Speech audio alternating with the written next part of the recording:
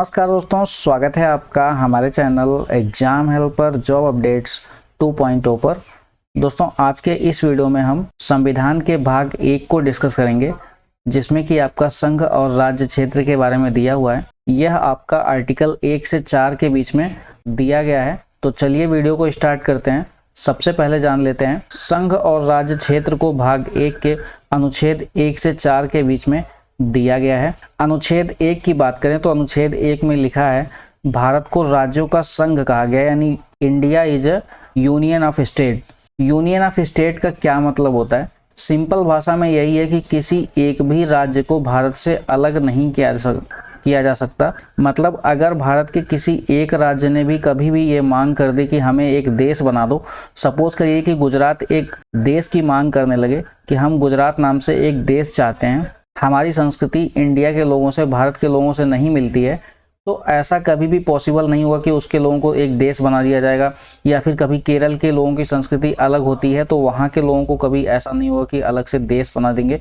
तो इंडिया के जितने भी स्टेट्स हैं, सब में संस्कृति भले ही अलग है, लेकिन हम भारतीय हैं, इन्हें कभी भी अलग नहीं किया जा सकता। कोई भी, जैसे आपका बीच बीच में पाकिस्तान में खालिस्तान की मांग कुछ उपद्रवी लोग करते रहते हैं, तो ऐसा कभी भी पॉसिबल नहीं होगा कि उनको एक अलग देश बना दिया जाएगा। सबके सब हमारे भाई इंडियंस हैं। तो उसीलिए यहाँ पे कहा गया है कि भारत को राज्यों का संघ, यूनियन ऑफ स्टेट। नेक्स्ट अनुच्छेद है अनुच्छेद 2, जिसमें कि लिखा गया है कि नए विदेशी राज्यों का प्रवेश या फिर स्थापना। कहने का मतलब ये है कि अनुच्छेद 2 के तहत किसी राष्ट्र, किसी विदेशी राष्ट्र, किसी विदेशी राज्य या फिर कोई विदेशी जमीन को भारत के अंदर शामिल करके उसको किसी राज्य में मिला सकते हैं, या फिर उसको भारत में मिला करके एक राज्य का दर्जा दे सकते हैं।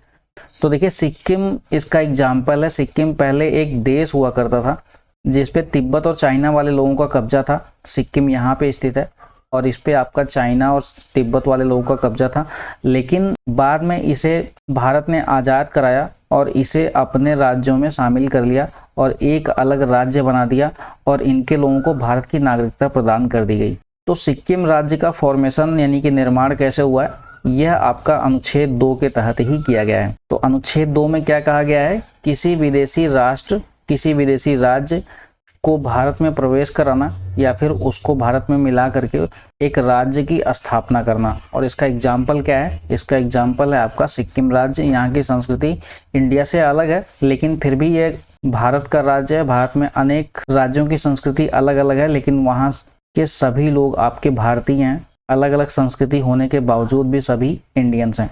वहीं देखिए, अनुच्छेद 3 की बात कर लें तो इसमें लिखा गया है, नए राज्यों का निर्माण और वर्तमान राज्यों के क्षेत्र व नाम में परिवर्तन करना।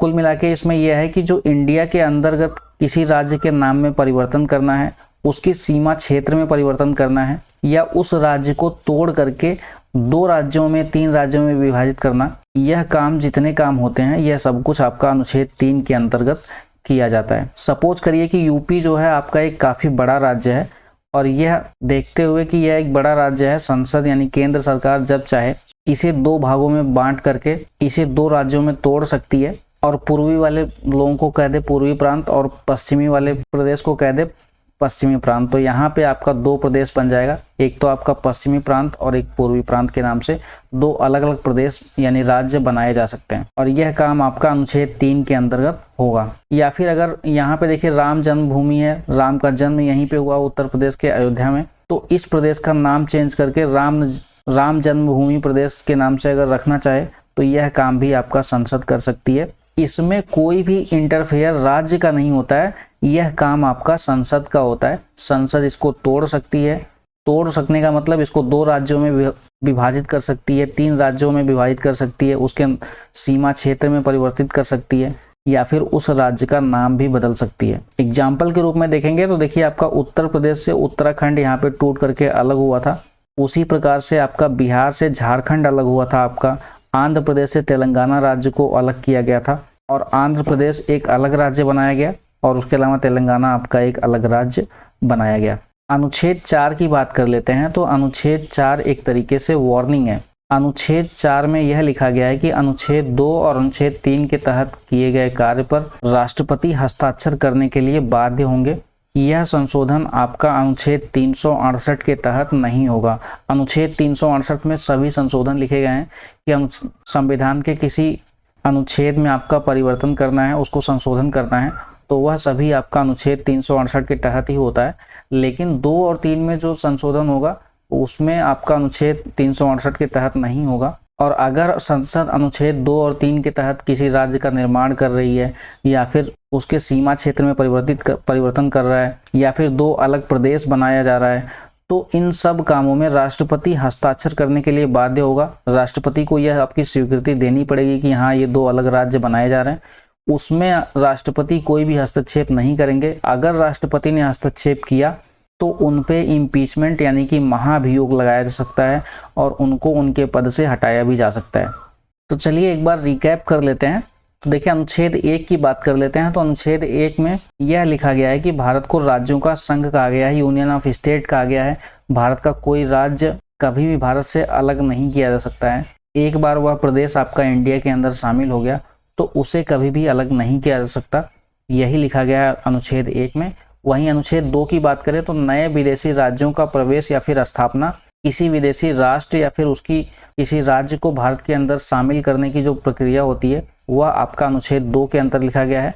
विदेशी यहाँ पे ध्यान रखना है कि किसी विदेशी राज्य या फिर किसी विदेशी राष्ट्र को भारत के अंदर शामिल करके उसको किसी राज्य में मर्ज करना या फिर उसको एक नया प्रदेश बना देना, यह आपका अनुच्छेद 2 के अंदर लिखा गया है।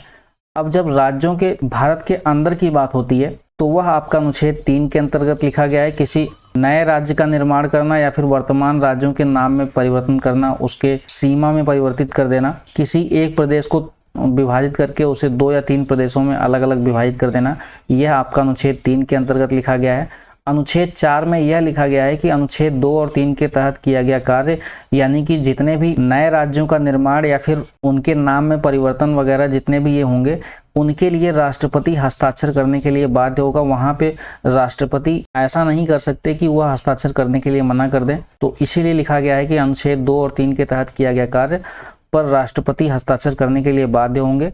और यह संशोधन आपका अनुच्छेद 368 के तहत नहीं होगा, क्योंकि अनुच्छेद 368 में यही लिखा गया है कि राष्ट्रपति अपना स्वविवेक ले सकते हैं, वह हस्ताक्षर करने के लिए मना भी कर सकते हैं। अगर उन्हें कोई कानून पसंद नहीं आया या उनकी नज़र में वह कानून अच्छा नहीं है तो वह उस पर मना कर सकते हैं। लेकिन अनुच्छेद 2 और 3 की जब भी बात होगी तो वह उस पर हस्ताक्षर करने के लिए बाध्य हैं, उसे कानून बनाने के लिए बाध्य होंगे। तो यह था आपका संविधान का भाग 1। फिलहाल के लिए दोस्तों वीडियो में इतना ही। Thank you for watching this video and please subscribe to our YouTube channel.